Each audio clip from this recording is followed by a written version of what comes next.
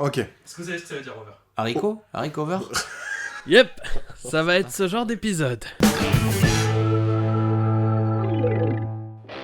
Et bienvenue sur The Dawn. Et dans l'épisode d'aujourd'hui, un affrontement légendaire. 2 combattants, une leçon d'anglais. Sur votre gauche, Julien, grand vainqueur des 2 derniers combats d'anglais. Sur votre droite, Mehdi, il a la rage et prêt à en découdre. Ils vont s'affronter dans un match sans merci sur les prépositions de position. Bon, je vais m'arrêter là parce que je vais pas tenir cette voix pendant 10 minutes. Aujourd'hui, on va parler d'un sujet en anglais qui m'a beaucoup été demandé, les prépositions de position et de direction. Et comme je l'ai fait dans le passé avec les sujets plutôt barbants, on va transformer ça en une compétition amicale. Et allons-y avec la première partie du test. Commençons par les bases. Julien et Mehdi, chacun votre tour en utilisant cette boîte, vous allez me dire des propositions de position et direction anglaises que vous connaissez et ce qu'elles veulent dire. Vas-y Julien, commence. Under. Non, under c'est Ah c'est dessous. C'est en dessous. Underworld. En effet, under c'est sous. Ok Mehdi, à ton tour. Behind. Behind, c'est derrière, c'est ici. Behind veut bien dire derrière.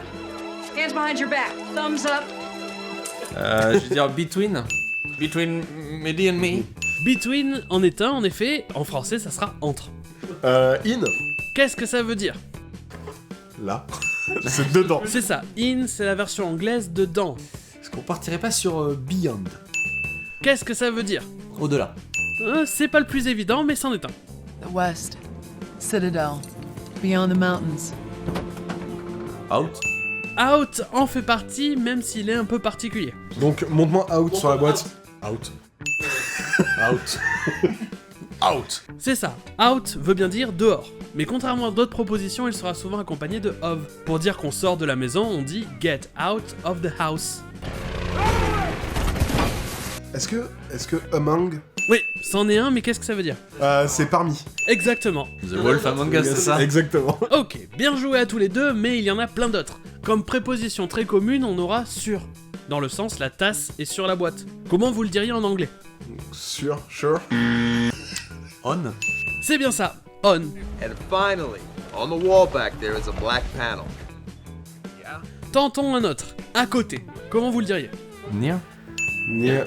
Near est bien une proposition, mais qu'est-ce que ça veut dire? Bah pas loin. Near, Proche. c'est proche, ouais. C'est ça. Voilà, c'est ça. Mais à côté, on le dira plutôt by ou beside. Oui, beside. T'allais le dire, bien J'allais sûr. le dire. Ou même next to. Quelque chose qui est après autre chose. Comment vous diriez? After. Mhm. Et autour? All around. C'est bien ça, c'est around. Être contre quelque chose? Against. Ok, voyons un peu plus compliqué mais très courant. À travers. À travers. À travers. Je l'ai À pas. travers de port. À travers, c'est le fameux through. Mais oui. Ah. Je vous conseille l'épisode sur les prononciations de OUGH si vous êtes perdu avec l'orthographe du mot.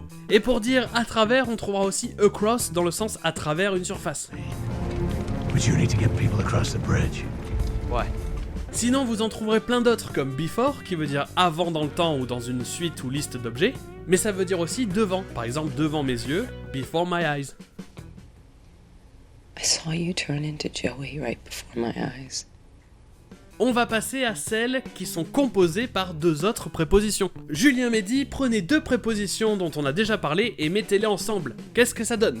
Bah, on to. C'est le mix de quelles prépositions? De on et de to. Ok, et que veut dire to? C'est le mouvement. Et on? Dessus. Et donc on met les deux ensemble. Qui vient dessus.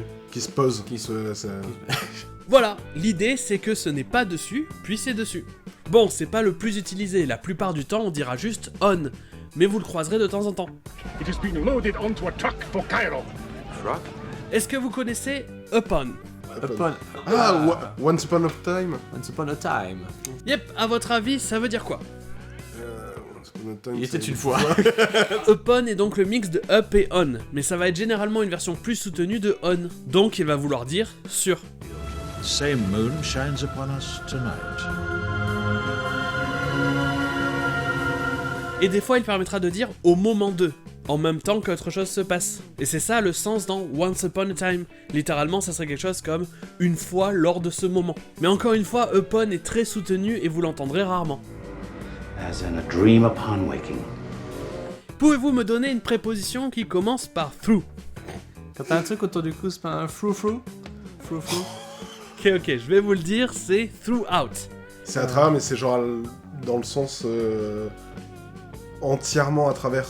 En effet, ça veut dire à travers tout un espace ou durant toute une période. It goes everywhere. It goes all throughout space. Et voilà pour la première partie sur les prépositions, on revient pour la suite dans un instant. C'est la leçon de Julien et Mehdi. Ça serait cool un épisode sur Over. Over, c'est simple, pas besoin de faire un épisode. Explique-nous, Mehdi. Donc l'idée c'est que over ça veut dire par-dessus ou au-dessus. Somewhere over the rainbow. Over my dead body. Ça a des fois le même sens que above. La nuance avec above, c'est qu'il n'y a pas de contact avec l'objet qui est en dessous. Above, pas above. Above, pas above. Et over va être utilisé pour des nombres, comme par exemple over 9000. Ok, super même. Saut 2012 quoi. Quel même? It's over 9000! Ça sera la même chose si ça suit certains verbes comme to go over, qui veut dire passer par-dessus. Mais ça, on en a déjà parlé dans les verbes à particules. Et clic.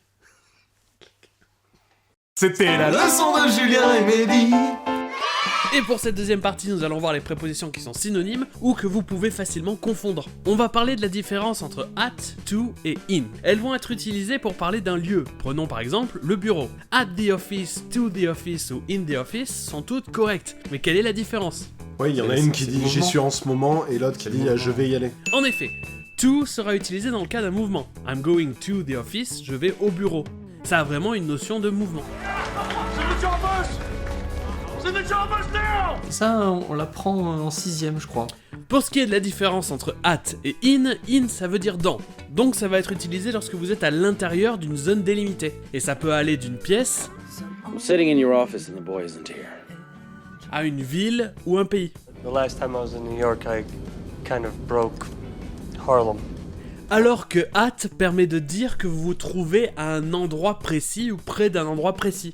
There's a ton at the bus station for sure.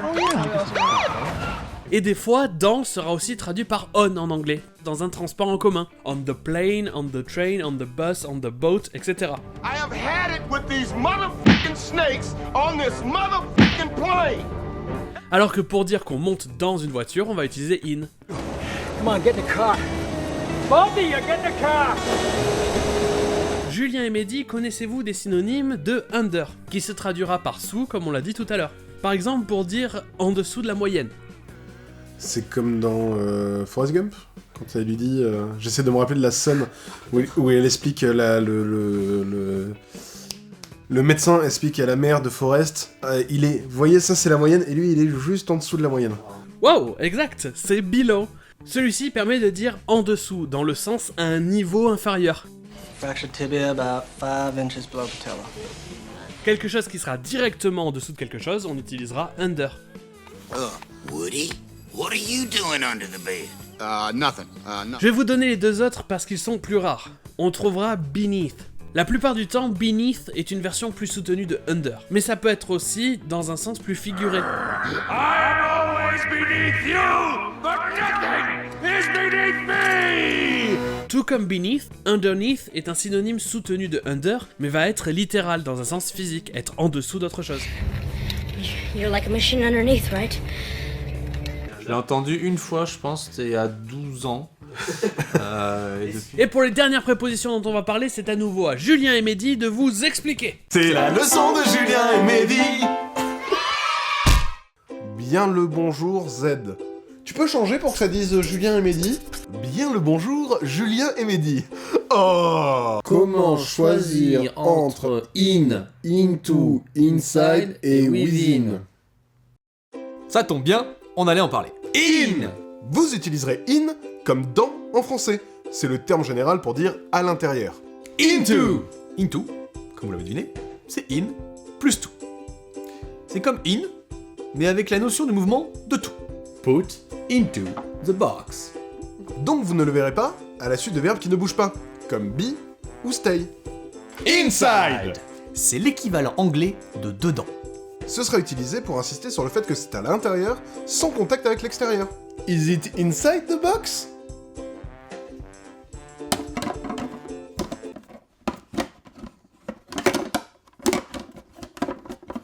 No, yes. Within. Ok, parlons sérieusement. With, c'est avec. Without, c'est sans. Mais vous le savez déjà. Alors, within, c'est quoi? Ça va vouloir dire dedans ou parmi. La plupart du temps, ça va être un synonyme de inside. Mais within va être utilisé lorsque le sujet se trouve dans un espace ou un temps limité. Comme par exemple, rembourse-moi dans les 5 jours.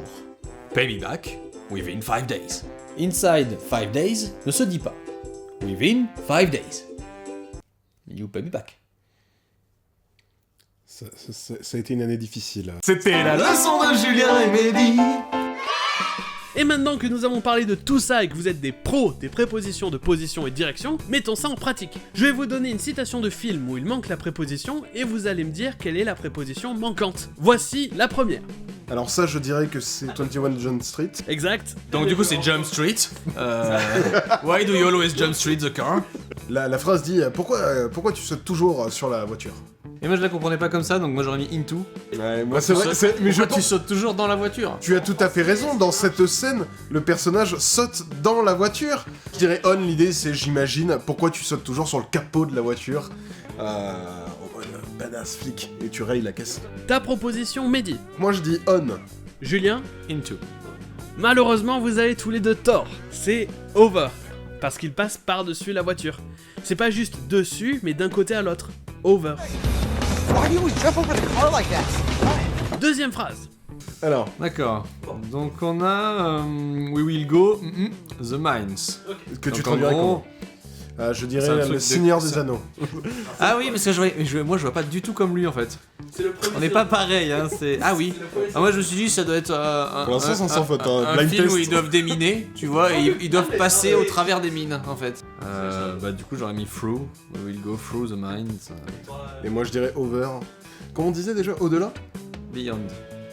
Je dirais beyond. C'est en effet through. Nous passerons par les mines, dans le sens passer à travers les mines. Rentrer d'un côté, sortir de l'autre. We will go through the mines. Troisième phrase. Elle vient de Titanic. Step up, du coup peut-être over the rail. C'est-à-dire lever le pied, enfin au-dessus. Mais je vais proposer over aussi.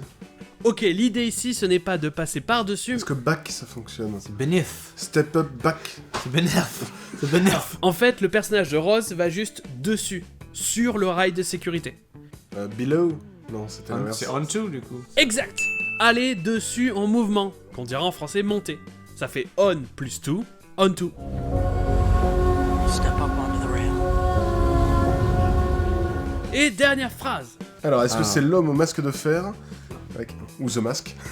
Non, c'est pas Star Wars, hein? Non, c'est V pour Vendetta. Mais oui! Ah oui. C'est ça. Donc, behind. Il y a, donc, je me permets de traduire, mais il y a un visage, ce masque, mais ce n'est pas moi. Moi, je pense à soit behind, soit beyond. Au-delà du masque, tu vois, un visage au-delà du masque, tu vois. Comme dirait Yoda, Beyoncé. Non, moi je dirais under. Parce que, oui, under.